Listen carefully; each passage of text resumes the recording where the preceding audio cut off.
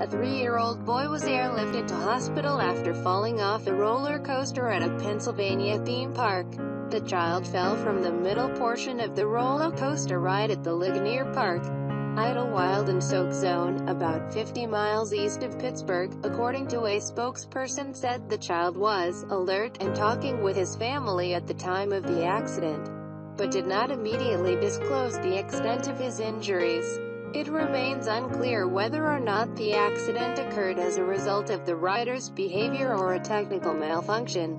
Officials did not identify the victim beyond his age. Ligonier police are conducting an investigation as the Pennsylvania Amusement Rides Safety Division has closed the roller coaster. The roller coaster has a minimum height requirement of 36 inches. A child under 48 inches must be accompanied by an adult. The accident comes only days after 10-year-old Caleb Schwab died in an accident at a Kansas water park on the world's tallest water slide.